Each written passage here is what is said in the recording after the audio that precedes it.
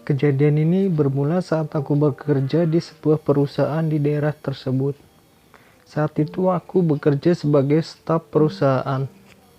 Bos aku berumur 38 tahun, keturunan Manado, Rusia. Sudah pasti cantik, putih, dan seksi. Ia pun sudah bersuami, akan tetapi belum dikaruniai anak. Ia memiliki citra baik sebagai seorang bos, sangat sopan dan berkarismatik. Sedangkan aku sendiri sedang menjalin hubungan jarak jauh dengan kekasihku.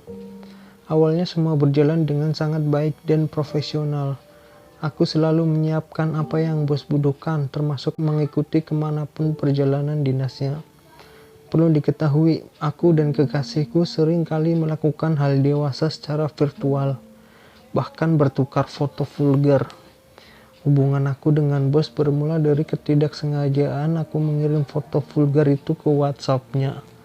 Saat itu belum ada fitur hapus pesan ke semua. Sambil berharap-harap cemas, akhirnya aku buka kembali aplikasi tersebut dan membuka kalau pesannya sudah bercentang biru. Aku mengutuk diriku, mencaci kebodohanku yang tidak bisa melihat kembali nama profil yang akan aku kirimkan foto tersebut. Jantungku pun berdegup hingga rasanya mau lari meninggalkanku. Aku merasa lemas, seolah semua darah turun ke kaki, tidak ada yang tersisa. Kemudian aku pun menghela nafas panjang dan mengumpulkan keberanian untuk mengirim pesan. "Maaf, salah kirim," balasku seadanya. Tak lama pesan itu pun centang biru yang berarti dia belum menutup profil WhatsAppku. Dia tidak membalas pesan. Aku semakin panik dan tidak tahu harus menaruh muka di mana saat bertemu dengannya besok. Esoknya aku memutuskan untuk berangkat lebih pagi. Semalaman aku tidak bisa tidur, cemas harus berkata apa saat bertemu dengannya. Terlebih belum lama aku diangkat menjadi staf utama. Bagaimana kalau aku dikeluarkan karena perilakuku yang kurang baik? Mau taruh di mana muka aku ini? Pikiranku pun berkecamuk resah. Sepertinya wajah aku hari ini tidak karuan. Kantong mata aku pastilah hitam karena tidak tidur semalam suntuk. Selama perjalanan, jantung aku berdegup sangat kencang. Mungkin jika ada orang yang berdiri di sebelahku, mereka akan mendengarnya betapa kencang suaranya. Sesampainya di parkiran kantor, keringat dingin mulai membasahi kening. Perut aku tiba-tiba mulas menahan gugup. Aku memasuki lobi kantor dan bergegas ke ruangan bos. Tetapi sebelum itu aku putuskan untuk pergi ke kamar mandi, melihat bagaimana kondisi wajahku dan terutama mengumpulkan segala niat juga keberanian untuk meminta maaf atas kebodohanku. Tibalah di mana aku duduk di meja dekat ruangannya. Berulang kali aku melirik jam tangan untuk melihat berapa lama lagi ia akan datang. Bos aku merupakan orang yang tepat waktu. Dia selalu datang di jam yang sama, jadi tidak sulit mengetahui kapan ia akan tiba. Saat aku melirik jam tanganku, yang entah sudah kesekian kalinya, derap langkahnya mulai terdengar mendekat. Aku berdiri dan merapikan baju, ia membuka pintu. "Selamat pagi," ucapnya sambil tersenyum dan berlalu masuk ke dalam ruangannya. Aku hanya tersenyum dan menjawab sapaannya seperti biasa. "Hari ini aku harus minta maaf," tuturku dalam hati. Selama 1 hari itu, ia terlihat biasa sekali, tidak menginstruksikan hal aneh. Benar-benar respek aku dengannya. Berulang kali aku mengintip ke dalam ruangan untuk meminta maaf, tapi kata itu sepertinya susah kali terlontar dari lidahku. 1 hari hampir terlewati. Ketika ia keluar dari ruangan dan berhenti di depan mejaku, ia pun bertanya kepadaku, "Kamu pulang jam berapa?" "Sebentar lagi akan pulang, Bu," jawabku. Kemudian dia bilang, "Bisa temani saya minum kopi?" Mendengar ajakan itu, aku berpikir bahwa inilah saat yang tepat untuk aku meminta maaf kepadanya. Dan aku pun menyetujui ajakan tersebut. Kami turun dan masuk ke salah satu kedai kopi yang berada di lobi. Saat tiba di kedai dan sudah memesan kopi, aku membuka obrolan tentang insiden salah kirim pesan itu. Belum selesai bercerita, ia sudah menyelap pembicaraanku.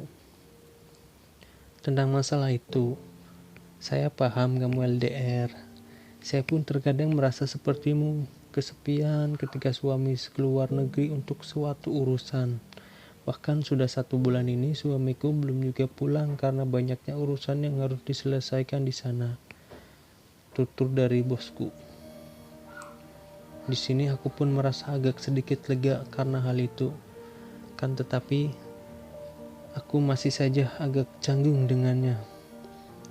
Tak lama berbincang dia pun lekas pergi dan sebelum pulang dia sempat membisiki telingaku dan berkata, "Kalau besok sore ada waktu luang, datang ke rumahku ya," sambil meninggalkan alamat rumahnya di sebuah kertas bertuliskan pena.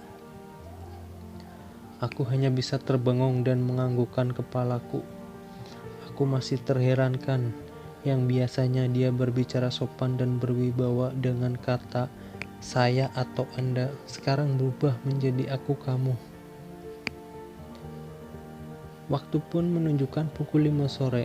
Aku langsung menuju alamat rumah yang diberikan bosku tempo hari. Sesampainya di depan rumah, aku menekan bel dan menunggu cukup lama sampai akhirnya dia membukakan pintu dengan keadaan masih memakai handuk. Pikiranku langsung saja melonjak kemana-mana. Lalu dia mempersilahkan aku masuk dengan rasa malu-malu gitu, karena masih memakai handuk. Tidak lupa juga dia meminta maaf atas hal itu. Kemudian dia pergi ke dalam dan segera memakai pakaiannya.